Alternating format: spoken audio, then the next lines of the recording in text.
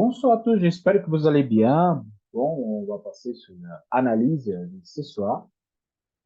On commence par le calendrier économique. Donc, demain, et on a IPC pour la zone euro. Donc, attention, le DAX demain, il va avoir une forte volatilité. Ok. Et après, bon, c'est là, il y a le discours de Lagarde, donc ça fait bouger énormément le marché. Donc, faites attention. Ok.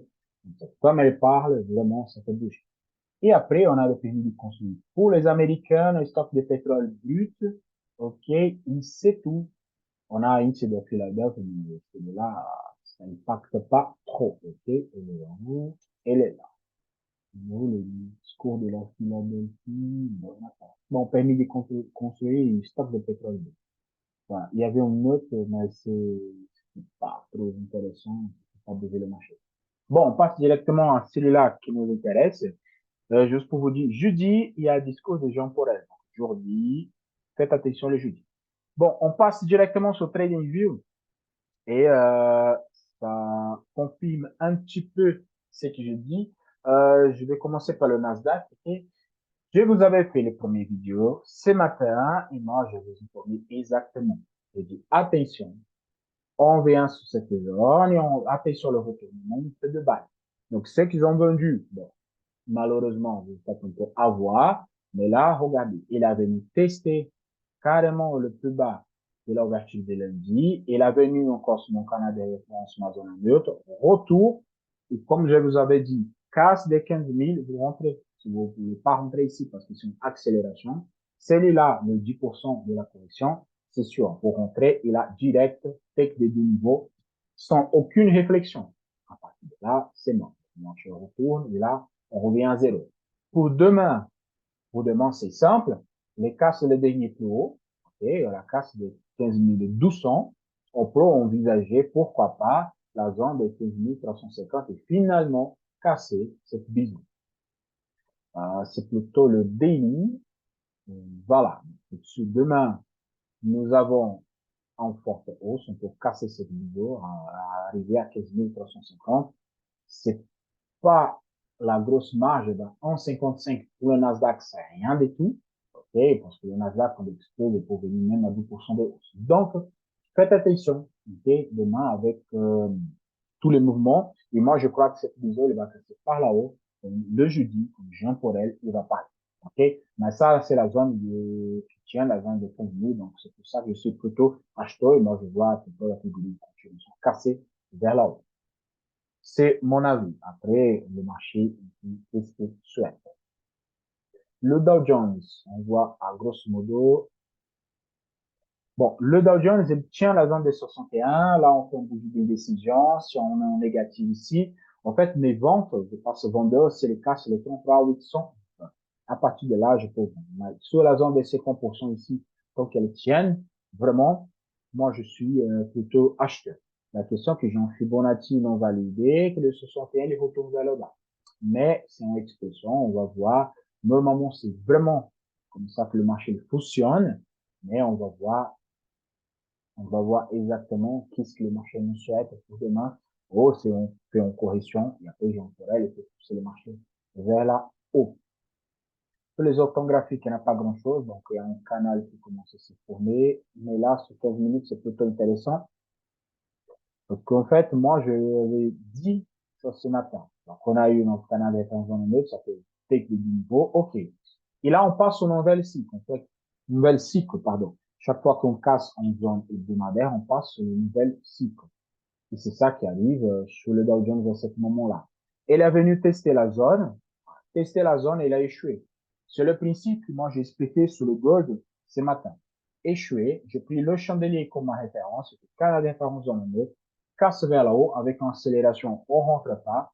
Moi, là, je place en bas limite et à partir de là, take des niveaux, ça t'est fait, ok?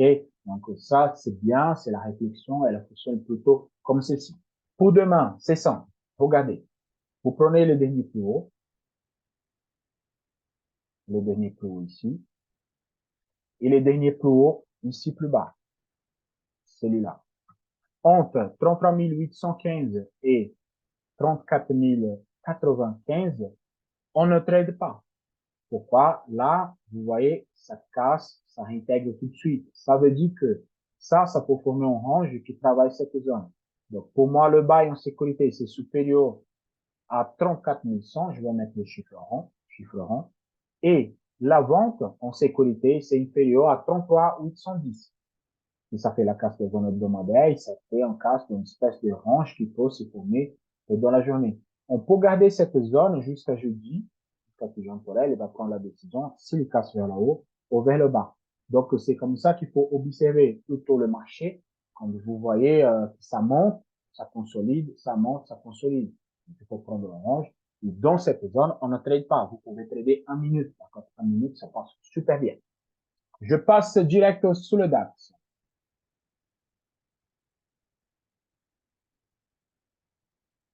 Bon, le DAX, elle est venu tester la zone plus bas, ok, mais là, je crois que ça forme un petit peu orange, vous voyez, orange entre 15 113 et la zone de 15 200, 74, 75, parce qu'il y a plusieurs matchs qui se font.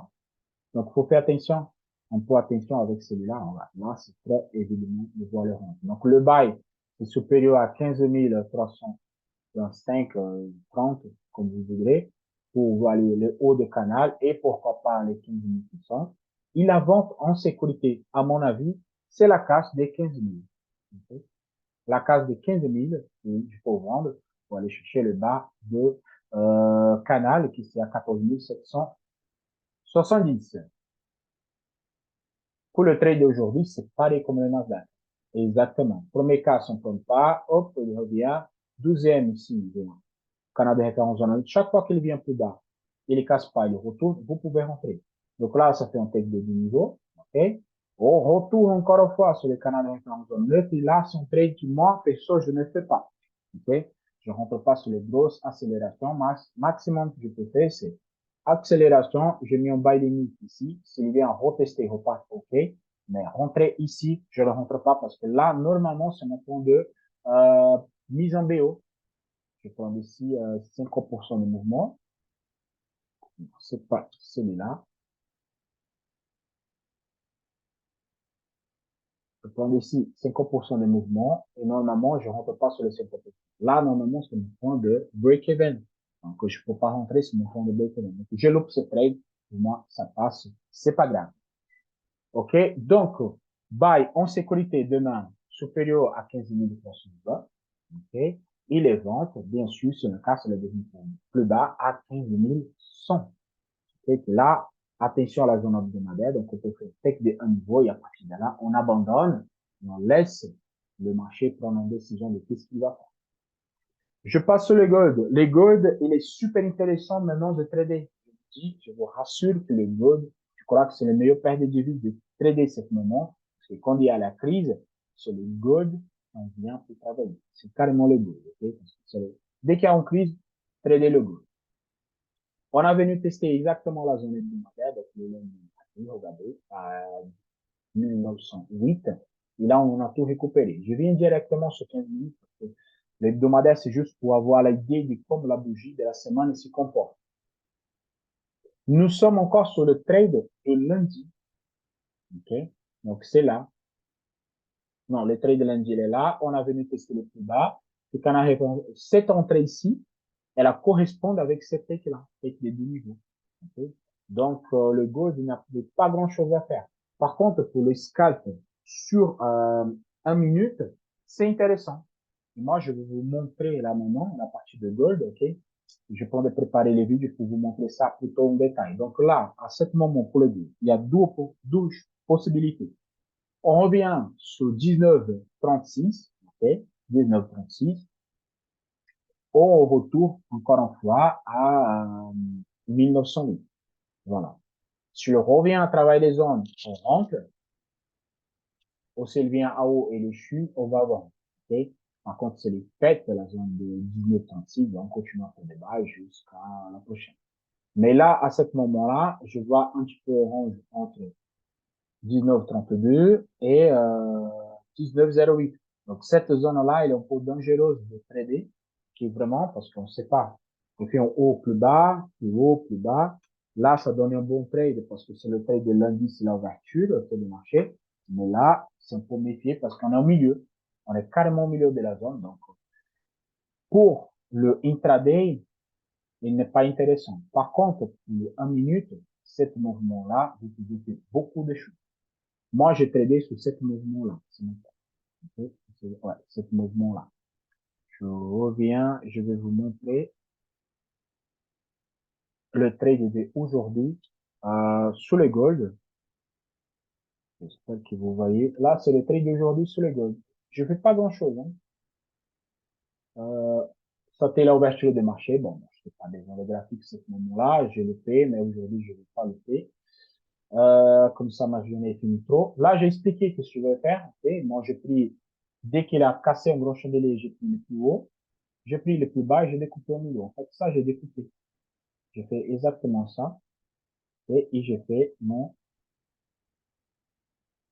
là, c'est des scalping. Hein. Quand on a des références, c'est zone en est. Je vous montre. Cette ligne-là, c'est pas pareil comme les lignes de, hebdomadaires. C'est pas le même. Okay? Là, j'utilise daily ou journalier pour les scalping de 1 minute. Donc, cette ligne-là, ils sont différents de la ligne de hebdomadaire. C'est juste pour l'expliquer parce que sinon, les gens, ils vont penser que c'est la même chose. Ils non. En façon de trader, intraday, c'est une chose. Les scalping, c'est autre chose. Donc, les lignes sont différentes. Donc, je profite de cette petite mouvement-là sur 1 minute et ça me va super bien pour trader. Je trace mes lignes. Je clique sur le vidéo, c'est juste pour regarder le vidéo avant, vous allez comprendre. Et à partir de là, à chaque jour, je trace sur les lignes par rapport à l'ouverture de marché.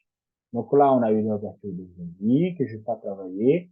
Donc là, qu'est-ce que j'ai fait? J'ai fait accélération, j'ai pris le plus haut, plus bas. Hop, je fais canal de référence de l'autre et take de un niveau. Ça, c'était mon premier trade de la journée. Je fais celui-là. Après, on a fait la même chose que moi j'ai expliqué tout à l'heure sur l'autre. C'est quoi? Il a échoué le dernier plus haut. Depuis de ce matin, j'ai expliqué. Il a échoué ici.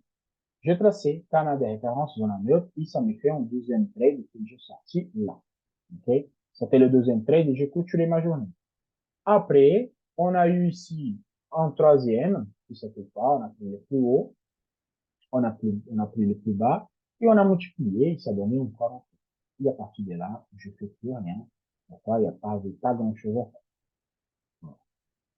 Donc, c'est plutôt comme ça que moi, je travaille à ce moment-là. Ça marche super bien, vraiment, parce que je reste pas longtemps devant le graphique. Je m'embête pas et dès que je vois les positions, je les coupe et après, je laisse le trade tout ça. Si vous avez des doutes, les vidéos de ce matin, j'explique exactement ici comme je fais. Si je rentrais et vous voyez, c'est mathématiquement parfait, le trade. OK? Donc ça fait plaisir qu'on regarde des choses et que ça fonctionne super bien. Et je crois que celui-là, j'ai pris aussi, je sais pas pourquoi les lignes, j'ai supprimé, aucune idée. Et normalement, je laisse les lignes pour voir après. Ici, hop,